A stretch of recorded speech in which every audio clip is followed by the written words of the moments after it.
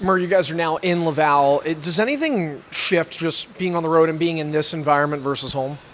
No, I don't think so. I think I think we can play anywhere on the road. I think our record in the regular season showed that. We're a pretty mentally strong team when it comes to hostile environments, and we played here quite a bit, so we know what to expect. And honestly, we're excited to hear the noise. Obviously, we love the Blue Cross because the noise is for us, but noise is good either way. So. One of the things that we just talked with Leo about, he said that, especially with you guys getting in a day early here on Monday, is people can forget what it's like to just be in the moment, to just be around this time of year. There's 8 teams left playing, and you guys are one of them. You've been around with this team for 6 seasons. How important is it, as somebody who has also been in this round before, been to the Final Four, to just, above all else, have fun and enjoy this camaraderie? Well, yeah, I mean, that's exactly it. I couldn't put it any better. I think you just got to remember, it's just hockey, right? It's a professional sport and, it's a job, but it's just hockey. You play your whole life for moments, moments like this. I know this isn't the finals or the conference finals or anything, but you need to win this one to get there. And it's just as exciting, and playing hockey in warm weather and in Rochester is so much fun. So. You have had success as an individual on the power play, but when this team is clicking on the man advantage, what do you see going right? Not just you at the net front, but collectively from the group.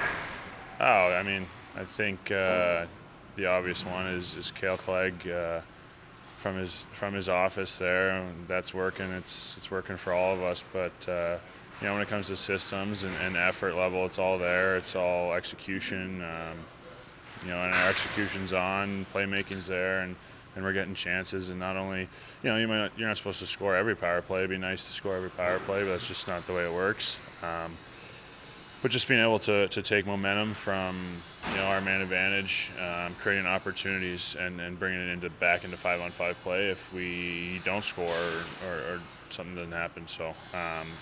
Like I said, taking that momentum and bringing it back into 5-on-5, and then maybe carrying it into the next 5-on-4. So.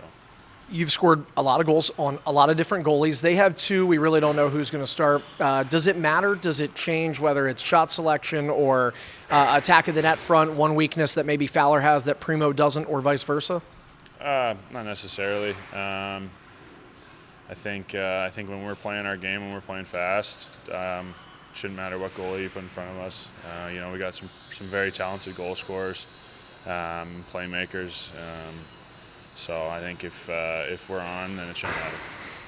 I know a lot of the focus tends to be about just what this team can do and this team's identity.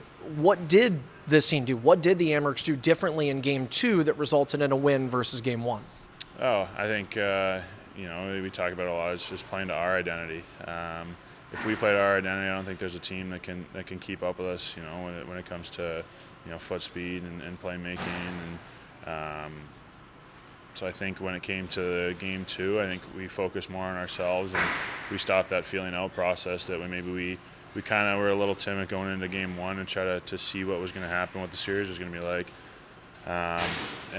Game 2, we came out and just said, screw it. This is going to be our game. We're going to play the way we want to play, and you can either play to us or you can lose. So. Thanks, Brian.